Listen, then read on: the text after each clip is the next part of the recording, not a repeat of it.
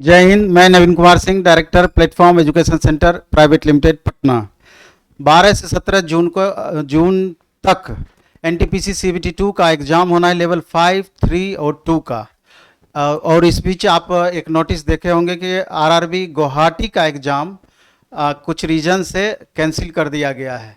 तो खैर जो भी है, लेकिन बाकी एग्ज़ाम तो अपने समय से होना है। अब दिक्कत यह है कि जिस तरीके से लेवल 6 और लेवल 4 का क्वेश्चन पूछा और अचानक जिस पैटर्न की उम्मीद करके स्टूडेंट गए थे, तो निश्चित रूप से उनको थोड़ा परेशानी फील हुआ। क्वेश्चन का लेवल थोड़ा बढ़ा दिया गया और ऐसा नहीं था कि क्वेश्चन नहीं बन सकता था। बहुत स्टूडेंट अटेम्प्ट बहुत ज़्यादा नहीं लिए, बहुत स्टूडेंट एक सीमित अटेम्प्ट 80-82 अटेम्प्ट ही किए। कितना भी आप अटेम्प्ट करते हैं, 5-7 गलत होना ये आम है। एक तरीके से बहुत सारे बच्चों का संतोषजनक एग्जामिनेशन नहीं रहा, परेशान रहे। अब सवाल ये उठता है कि आगे जो लेवल 5, 3, 2 का एग्जाम होना है, इसमें एग्जामिनेशन हॉल की क्या खास रणनीति आपकी हो, जिसके वजह से आप मैक्सिमम क्वेश्चन भी बना पाए, मैक्सिमम क्वेश्चन अटेम्प्ट कर पाए, और रणनीति क्या होना चाहिए जिससे कि मैक्सिमम स्कोर आपका आ पाए। तो आज मेरे साथ में गौरव गिरिराज सर हैं, रीजनिंग एक्सपर्ट, आशु सर हैं, मैथ एक्सपर्ट। बाकी का लास्ट में हम ओवरऑल जो इसमें हम दिए हुए हैं कि अटेम्प्ट कितना लेना चाहिए, टाइम मैनेजमेंट किस तरीके से होना चाहिए, सब्जेक्ट वाइज व्याख्या इसका क्या होना चाहिए, हर छोटी छोटी बातों पर डिस्कस इसमें करना चाहते हैं। अगर इस चीज को आप मेंटेन रखने की कोशिश करते हैं एग्जामिनेशन हॉल में, तो निसंदेह कुछ मार्क्स की बढ़ोतरी श्योर होगी ही होगी। सबसे पहले हम मैथ के बारे में जानना चाहते हैं आशु सर से कि मैथ में एग्जामिनेशन हॉल में किस तरीके से हमको अटेम्प्ट करना चाहिए, फर्स्ट राउंड में किस क्वेश्चन को इग्नोर करना है, किस क्वेश्चन को हमको बनाना चाहिए, और ओवरऑल 35 क्वेश्चन में जिस तरीके से लेवल 6 और 4 का क्वेश्चन का पैटर्न रहा है, अगर इसी तरह का क्वेश्चन रिपीट होता है तो कितना अटेम्प्ट मैथ में हमारा संतोषजनक अटेम्प्ट माना जाएगा। आशु सर। धन्यवाद सर।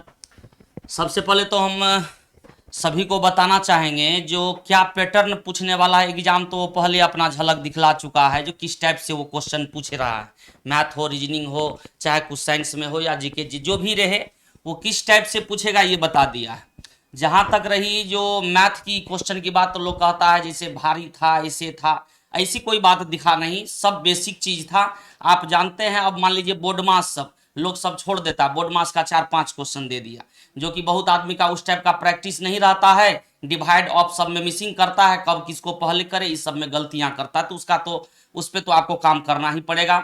और देखे होइएगा प्लेटफॉर्म की तरफ से आप लोगों के लिए एग्जाम से जस्ट कुछ दिन पहले कैलकुलेशन का बैच भी चला था, इसी के लिए जो आप लोगों को कैलकुलेशन में कोई दिक्कत ना हो, उसमें बोर्ड मास हो, हर एक टाइप का कैलकुलेशन बताया गया था।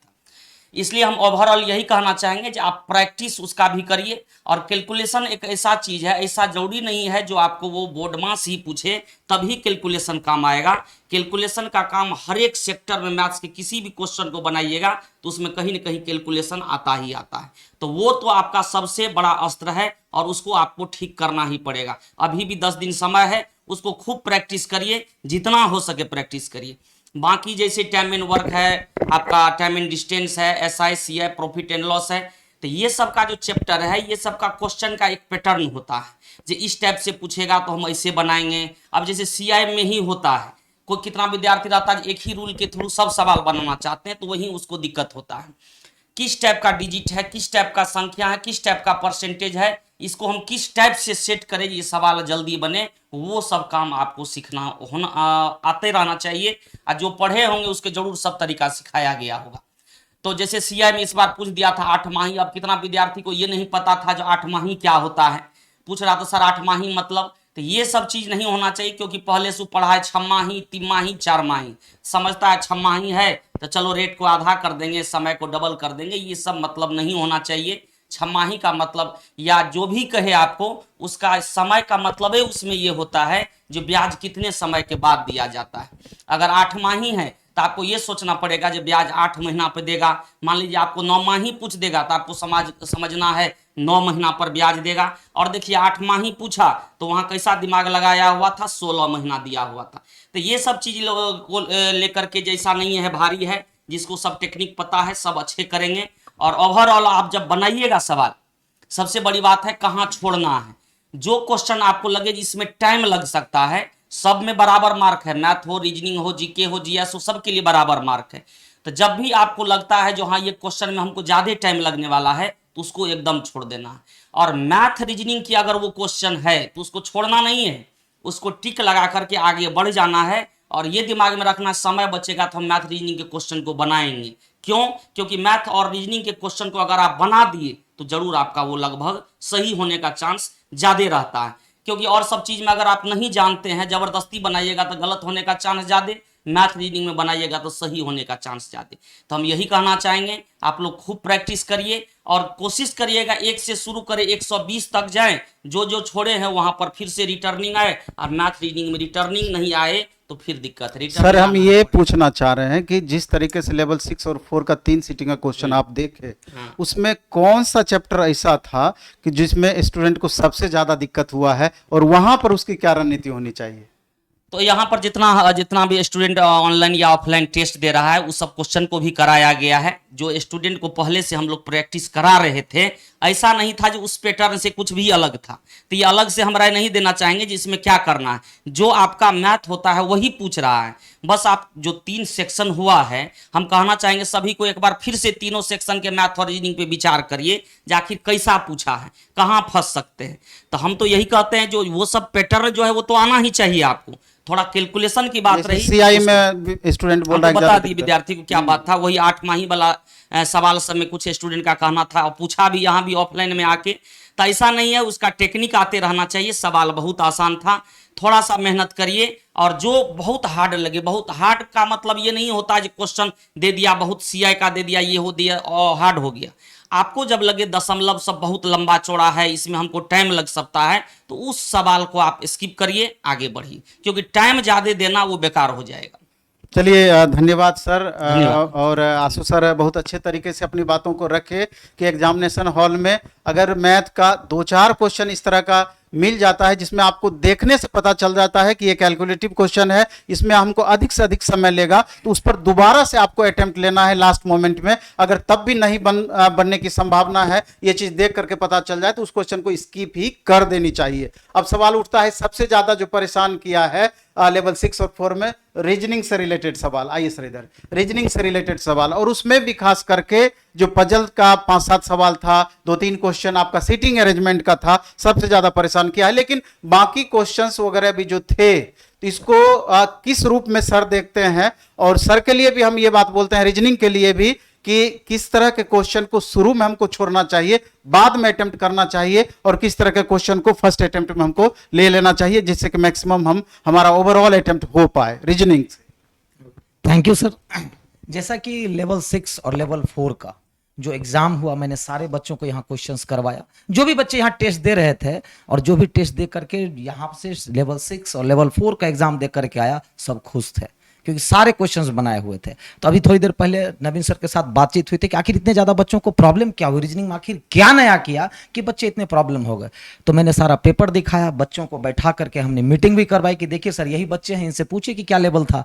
तो एक्चुअली था क्या ना कि बहुत सारे बच्चों का जब यहाँ पर वेरीफाई किया गया, तो मैक्सिमम बच्चे चाहते हैं ना कि प्रीवियस ईयर के तौर पर तैयारी करके जाएं, और धोखा मिलना तय है। आप देखते हैं कि एसआई का एग्जाम हुआ, धोखा मिला, प्रीवियस ईयर से बिल्कुल अलग। मतलब आपको अब नहीं संभलेंगे तो कभी नहीं संभलेंगे। आगे ग्रुप डी भी है, सर इस पर चर्चा करने वाले हैं कि ग्रुप डी में आपकी क्या रणनीति होगी। कोई भी एग्जाम इतना याद रखिएगा, पूरी टोटली वो स्क्रीनिंग मोड में है। स्क्रीनिंग मोड समझते हैं, मतलब छटनी के मोड में है। पहले सिलेक्शन हुआ करता था, अब इलेक्शन ज्यादा होते हैं। पहले सिलेक्शन ज्यादा, अब इलेक्शन ज्यादा होते हैं। तो आपको इतना कुछ समझना पड़ेगा, कुछ नया नहीं आया हुआ था। बस 2 चीजें जो बैंकिंग पैटर्न, आपको पता है कि रीजनिंग का सिलेबस टोटली अब धीरे धीरे बैंकिंग लेवल में शिफ्ट होता जा रहा है, धीरे धीरे। तो आज लेवल 6 और लेवल 4 में जो एग्जाम का पैटर्न था, पहले क्वेश्चंस क्या हुआ करते थे, तो एनालॉजी हो गया, क्लासिफिकेशन हो गया, सीरीज हो गया, नॉन वर्बल के पार्ट्स ज्यादा पूछा करते थे। इस बार क्या हुआ कि वो सब क्वेश्चन बड़े आसानी से बन जाता था। 10 मिनट में 15 से 18 क्वेश्चन बच्चे आसानी से बना लेते थे। 1-2 क्वेश्चन जिसकी मीनिंग्स नहीं पता थी वो छोड़ के निकल जाते थे। लेकिन इस बार क्या हुआ, उस क्वेश्चन की संख्या जो 15 थी वो घट करके 3 से 4 आ गई, और total logical question, analytical questions, calculation based question पूछ दिया गया। जैसे कि आपको ध्यान में रखा गया होगा कि जितना भी क्वेश्चन में सेट करवाया था, मैंने बोला था कि किन किन चैप्टरों को फोकस करना है। जिन बच्चों की पकड़ थी सिटिंग पजल पे, सारे बच्चे 8 पजल 10 पजल बना करके आए सिटिंग और पजल की। अभी जो आपका पैटर्न जो रहने वाला है 5, 3 और 2 में, किन किन चैप्टरों को आप फोकस करके जाएंगे, थोड़ा सा क्वेश्चन ना घुमा करके पूछ रहा है। ब्लड रिलेशन से कम 2 क्वेश्चन रहेगा तय है। एक उसमें से कोडेड ब्लड रिलेशन रहेगा, एक नॉर्मल ब्लड रिलेशन रहेगा। उसके बाद रैंकिंग से 4 से 5 क्वेश्चन तक रह रहा है, जिसमें कि ग्रेटर स्मॉलर से ज्यादा क्वेश्चंस रह रहा है, और नंबर रैंकिंग से 1 से 2 क्वेश्चन रह रहा है। ये हो गया। उसके बाद सिटिंग और पजल को मिला दें आप तो 8 से 9 या 10 सिटिंग पजल पूछा जा रहा है, लेकिन एक सिटिंग या एक पजल पर एक क्वेश्चन। ये बहुत खराब था सारे बच्चों के लिए कि सर सिटिंग पजल पे बैंक वाला भी एक सिटिंग पर सर 5 क्वेश्चन पूछता है, यहां सर एक सिटिंग पर या एक पजल पे एक ही मार्क्स मिल रहा है हम लोगों को, वो भी संख्या बढ़ करके 1 या 2 से 8 से 10 हो गए। तो वो सब लेवल रह रहा है। सीरीज वगैरह आसान आ रहे हैं, सिलोगिज्म आसान आ रहे हैं, बाकी सारी चीजें लॉजिकल रीजनिंग बहुत कम आ रहा है। जैसा कि अब ध्यान देना है कि छोड़ना क्या है। बच्चे लोग करते क्या है ना कि मैक्सिमम बच्चे जब टेस्ट देना चालू करते हैं एग्जाम हॉल में, तो रीजनिंग का क्वेश्चन जब आया एक तरफ से सारे क्वेश्चन बनाने लग जाते हैं। ये गलत टेक्निक है। आप करो क्या, सबसे पहले आपको पता है लेवल 6 और 4 का एग्जाम आपने देख लिया। जो बच्चे नहीं देखे हैं सबसे पहले वो पेपर देखिए। सिटिंग पजल को थोड़ा सेकंड प्रायोरिटी में रखेंगे। पहली प्रायोरिटी किसको देनी है आपको, जो नॉर्मल सेक्शन है आपका 35 क्वेश्चन में से 8 से 10 सिटिंग पजल रहेगा, 25 क्वेश्चन फिर भी बाकी रह गए, पहले उस 25 में आप पहले स्कोरिंग कर लो। इससे आपका सेल्फ कॉन्फिडेंस बढ़ जाएगा, और कॉन्फिडेंस जब बढ़ जाएगा तो 7 से 8 जो पजल रहेगा या सिटिंग रहेगा, उसमें से 1 से 2 क्वेश्चन सिर्फ लेंदी है। अब बाकी मिनटों से कम समय में 40 सेकंड में 50 सेकंड में बनने वाले सिटिंग पूछे जा रहे हैं, या पजल भी 50 सेकंड में बनने वाले, मतलब मिनट भी नहीं लगेगा, सिटिंग पजल सेट हो जाएगा। लेकिन अगर आप पहले फंस गए तो फिर आपको वो डिस्टर्ब करेगा। तो सिटिंग पजल सेकंड फेज में आपको बनाना है, ठीक है। तो इसी रणनीति पर आप काम करें, और जो भी लेवल 6, 4 का पेपर देख करके जाएं, सिटिंग पजल पर पकड़ बनाइए। नॉर्मल लेवल पर, हाई लेवल पर नहीं जाना है आपको।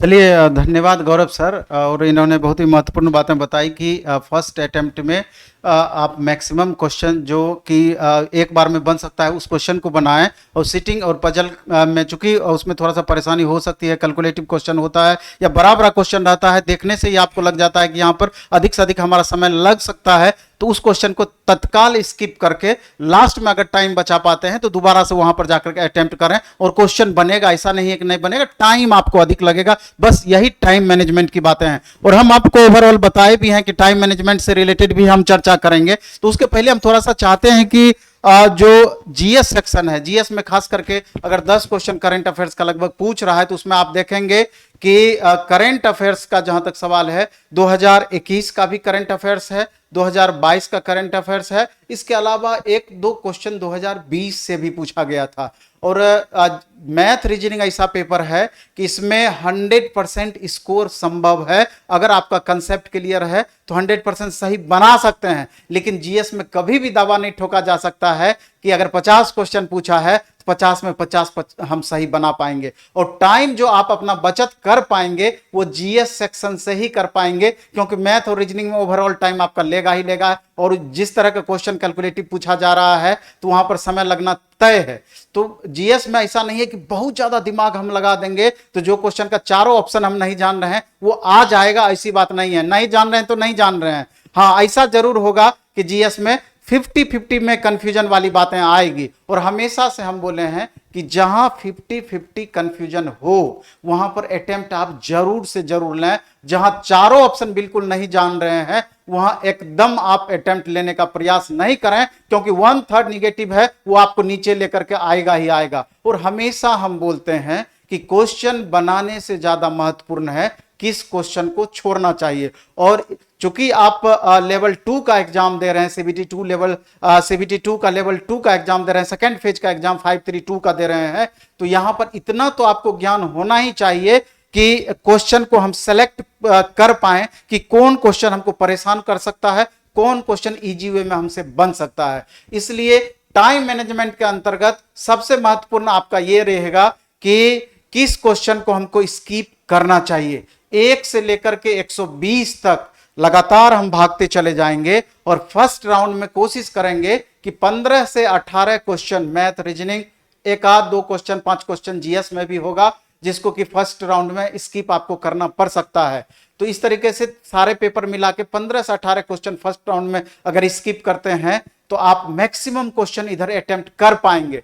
और अगर 8-10 मिनट का समय लास्ट में बचा पाते हैं तो जो क्वेश्चन आपसे नहीं बना है, जिसको आप स्किप किए हुए हैं, उसमें भी वरीयता क्रम का ये मतलब है कि उसमें भी आपको ये देखना है कि कौन क्वेश्चन हमसे इजी वे में बन सकता है अब मेहनत करने के बाद, कौन क्वेश्चन एकदम हमसे नहीं बन सकता है। तो इस बात को ध्यान में रख करके दोबारा से हम अटेम्प्ट लेकर के 2, 4, 5, 7 क्वेश्चन फिर वहां पर सही करने का हम प्रयास करेंगे, क्योंकि ये बहुत ही महत्वपूर्ण होता है कि फर्स्ट राउंड में 1 से लेकर के जितना आप मैक्सिमम बना सकते हैं वो आपका अधिक से अधिक सही होने की संभावनाएं रहती है। सेकेंड अटेम्प्ट में ये जरूरी नहीं है कि आप कितना क्वेश्चन सही तरीके से आप वहां पर बना पाइएगा।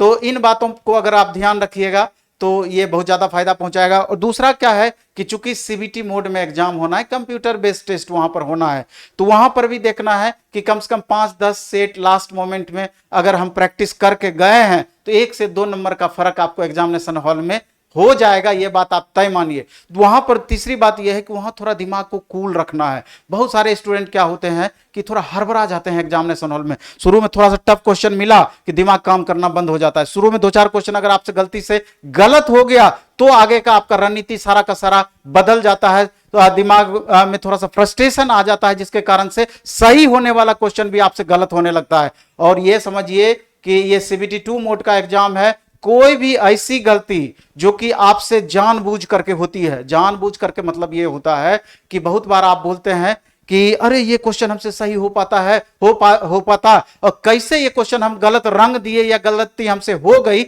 ये पता ही नहीं चला। इस गलती के लिए आपके पास कोई भी ऑप्शन नहीं है। एक छोटा सा गलती आपका दौर से बाहर करने के लिए काफी है, क्योंकि 1 मार्क्स का अंतर होगा तो हजारों बच्चों के रैंक में उथल पुथल हो जाएगी। दूसरा ये भी बातें आपको याद रखना है अटेम्प्ट से रिलेटेड, अटेम्प्ट सम्मानजनक होना ही चाहिए। अगर आप 75 ही अटेम्प्ट लेते हैं, 80 ही अटेम्प्ट लेते हैं तो स्वाभाविक के 5-7 गलती तो हर परिस्थिति में आपसे होगा।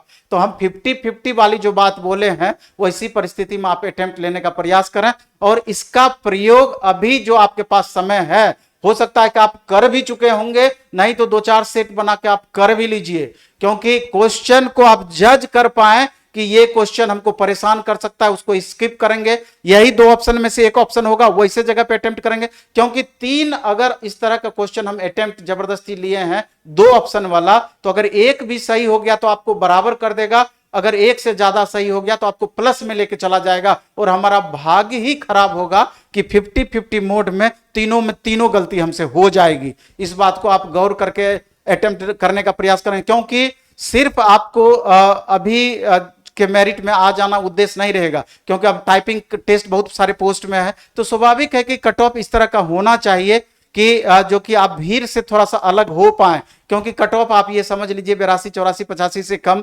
जनरली स्टेशन मास्टर जिस तरह लेवल 6 में हुआ उसका नहीं जाना है।